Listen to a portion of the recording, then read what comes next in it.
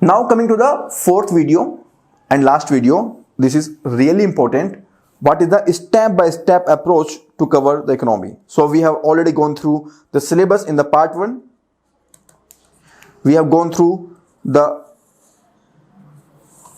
why economy is difficult and what are the pitfalls in the part 2. And we have seen the 5-year pattern in the part 3. So in part 4, here we will be seeing the step-by-step approach to cover the economy, and in this we will be having detailed discussion. So step-by-step approach, it will include, we will see the different type of questions that come in the examination.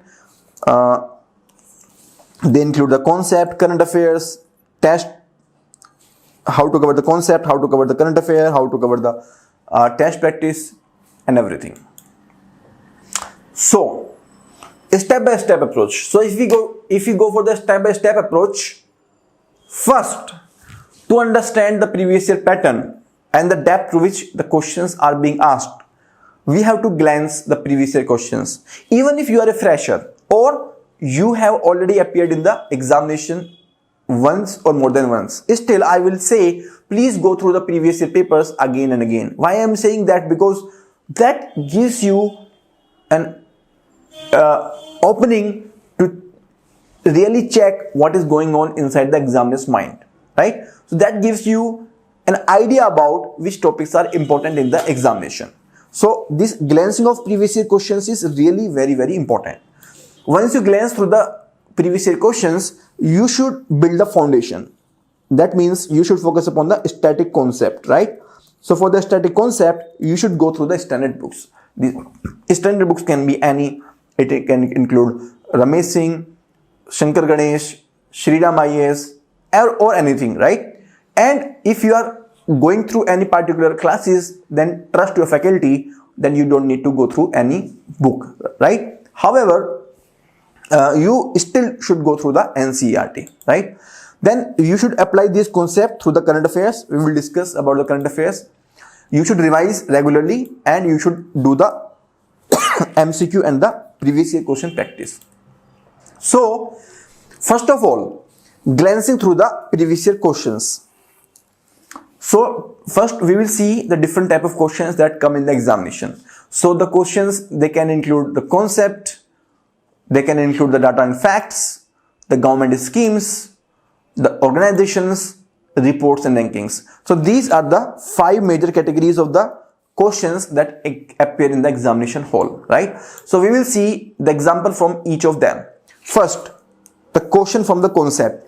So I'll not be discussing each of the question. I'll just go through, I will show you different questions, the topics from where the examination questions are being framed.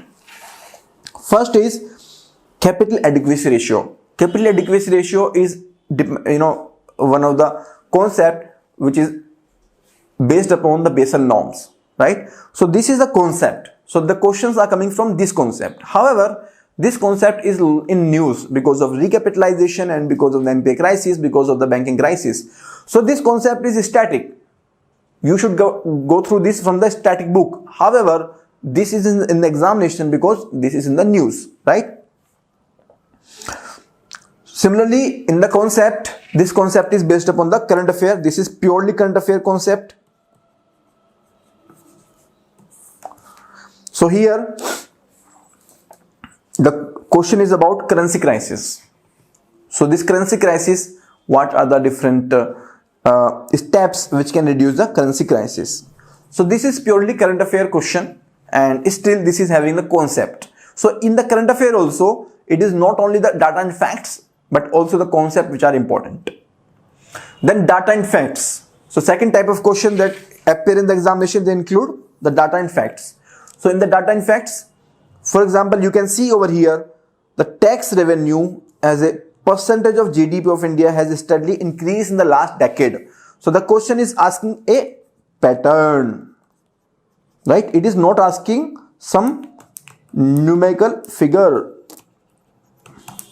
It is asking for a pattern. Similarly, in the statement 2, fiscal deficit as a percentage of GDP of India has steadily increased in the last decade. This is also referring to the pattern, right? So here you can see that you don't need to go through the petty data. You don't need to really remember the facts. This is not a clerical examination. This is a very high level examination. So they can ask the pattern. They will hardly ask the exact facts unless and until it is highly important. Similarly, the second question that you can see is regarding the external debt. So in the external debt, you can see most of India's external debt is owned by the government entities. All of India's external debt is denominated in the US dollar. So most of India's and all of India's, this actually reflects the overall composition. So you don't need to remember the exact figures, but if you have an idea that is the external debt is mostly taken by the government or other non-government entity, then you can get an answer, right? So you don't need to remember the exact figure, but definitely if you are going through the economic survey, if you are going through the newspapers, over a period of time you will certainly develop the understanding that it is not the government but the non-government entities that are having the highest amount of external debt, right? Then all of India's external debt is denominated in the US dollar? No. This external debt is denominated in multiple other currencies also, right?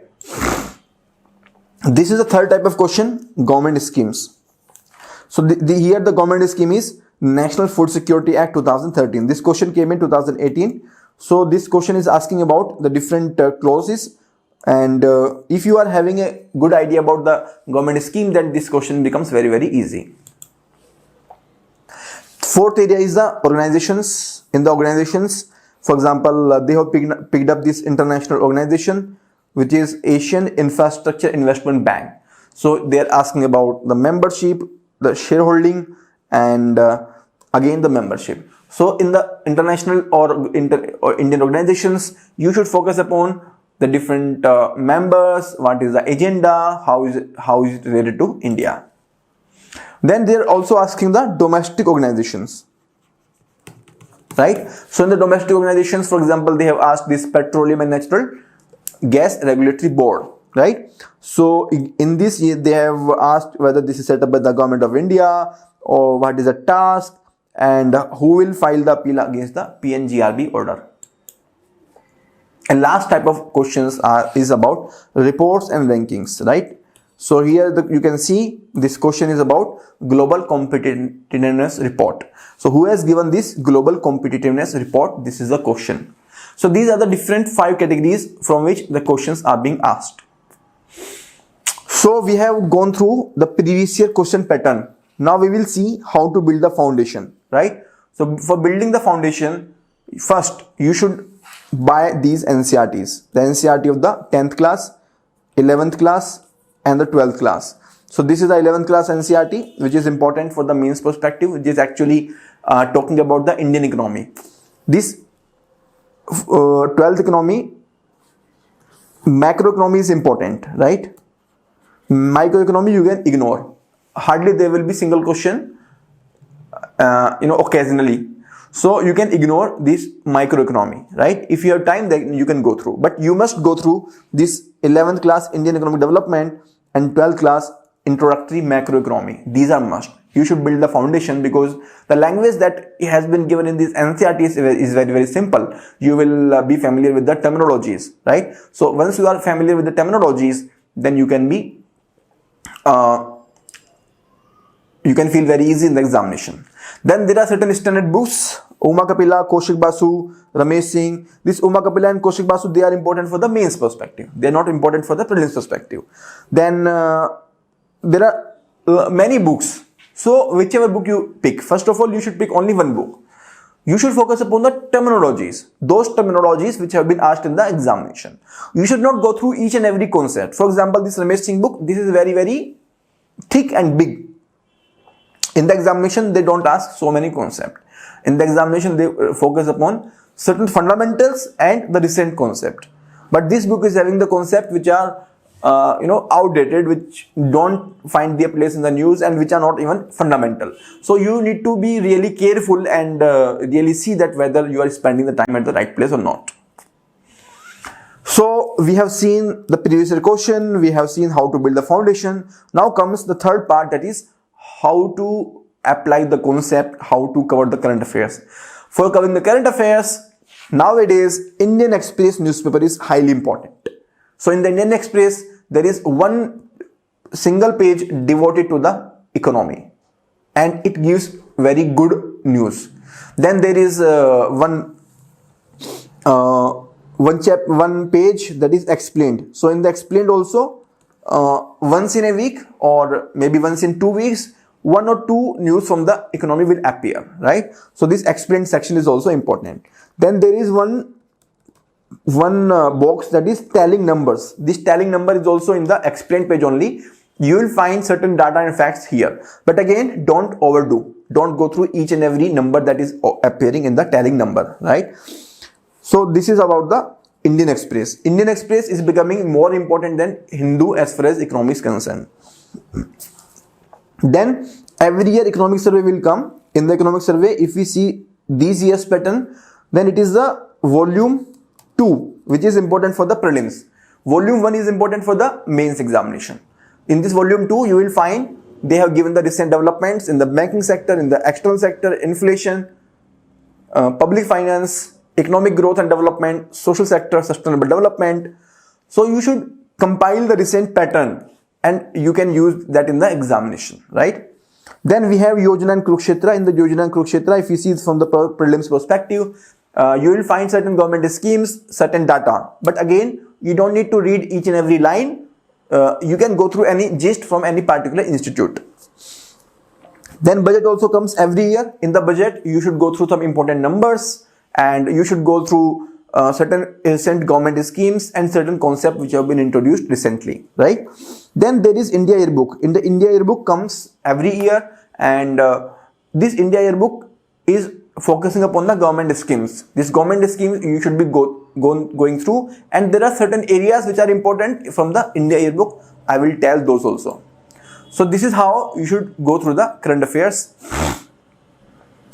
Now you should also be doing some value addition from time to time. You should make a separate page, and in that separate page you should write the statistics and the data, right? So some data regarding the public finance, banking sector, external sector, you should write from time to time so that you can solve the examination. However, you don't need to go through each and every fact. You have to really see the previous year question, and based upon that you should develop that understanding. You should also keep in mind the different committee reports, and depending upon those committee reports, for example, NK committee, that was in news for the review of FRBM Act, and in 2018 one question came from the NK committee, right? Then NITI Aayog 7-year strategy document. This is important for the mains but not important for the prelims. Then we have the economic survey that comes every year, and volume 2. This is important for the prelims. Budget, Yojana, we have already seen. And then practical examples. So as far as possible, you should try to link the concept of the economy with your day-to-day life. You should see that how increase in the interest rate is impacting the day-to-day price of the goods that you are using. So as far as possible, try to link the economy with your life. Government schemes, you should also always be curious about the government schemes even before you read the India Yearbook. You should be curious, you should be eager to know why the government has introduced, what are the different features, what are the restrictions, and who all are covered, what is the purpose, everything. Acts, bills and bodies. So the government keeps coming with various acts. For example, PMLA Act, Economic Offenders Bill, and the government keeps coming up with different bodies. For example, Monetary Policy Committee. So you should have watch over them, right? Diagrams. You should make the diagram. You should make certain mind maps when you are preparing, so that at the examination time you can revise all those mind map and diagrams in a very easy way, right? So this is all regarding the value addition. As I told you that I'll be telling you certain chapters from the India Yearbook. So from the India Yearbook, every year you will find these chapters are important for the economy. Basic economic data, then we have commerce, then we have agriculture, then we have energy. Energy is important, really important, and agriculture also. Then we have finance, this is also important. So this talks about basically the budget part. Then we have housing, energy we have already seen, industry, labor and employment, planning and rural development, and the transport, right? So these are the areas which are important for the examination from the India yearbook, right? So I think you can cover easily all the government schemes and the government initiatives since independence if you go through this India yearbook. So we have gone through previous year questions, we have seen how to build the foundation, we have seen how to cover the current affairs. Then revision is very important. For the revision, you should maybe make your notes, or you should make the diagrams or mind maps, as I already told you, and you should do the weekly revision, right? On a weekly basis, whatever you have read in that particular week, you should revise that in the same week. Last is MCQ and previous year question practice. Friends, this is really important. So if as far as MCQ practice is concerned, first UPSC questions should be revised. When you go through any particular chapter, you go to the previous year question and practice those questions first, right? Then you should go for the mock, right? Mock first you should go chapter wise, and then you should go comprehensively, right? So this is how you should do practice. You should make a separate register. In that register you should mention whatever mistake you are doing, what are the important areas, and that will help you have a grip at the examination time, so you will not panic in the examination hall. So if you want to watch more videos and you will really want to have a value addition, then you can subscribe to our YouTube channel. In the YouTube channel you will find the previous year questions analysis, lots of videos on the economy and economic current affairs, and other guidance videos also. So with this I complete this session. Thank you very much.